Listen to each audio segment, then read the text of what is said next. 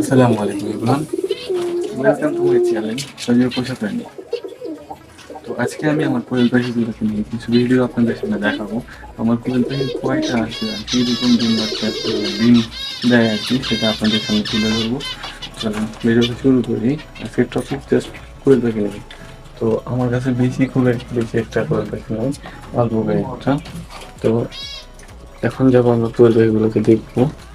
তো এখানে আমি আজকে প্রথম যদি দেখা প্রথমত আমাদের কোয়েল পাখির ডিম দেখতেছেন এরকম এখন পর্যন্ত দুইটা, মানে সন্ধ্যার পর থেকে আমি দুইটা ডিম পাইছি, আর পাখিগুলো হয়তো কালকে সকালে পাইতে পারি।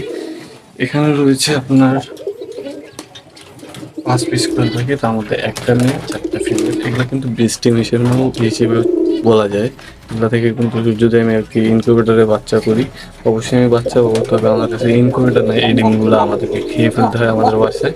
কারণ কোয়েল পাখির ডিমে প্রোটিন খুব ভালো, তার কারণে আর কি কোয়েল পাখির ডিম আমরা খেয়ে ফেলি।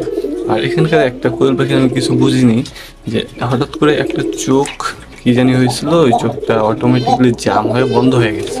তো এটার জন্য করণীয় কি বা কি করলে চোখটা ভালো হইতে পারে, এটা একটু পরামর্শ আপনাদের কাছে চাইছিলাম। কোয়েল পাখি সম্পর্কে এতটাও ভালো জানি না, যদি আপনারা একটু আমাকে এটার বিষয়ে একটু ক্লিয়ারলি বলতেন তাহলে অনেকটাই উপকৃত থাকতাম। তো আজকের ভিডিও এতটুকুই, ভালো থাকবেন। দেখা হবে অন্য কোনো নতুন একটা ভিডিও নিয়ে, নতুন কোনো টপিক নিয়ে। তো আসসালামু আলাইকুম।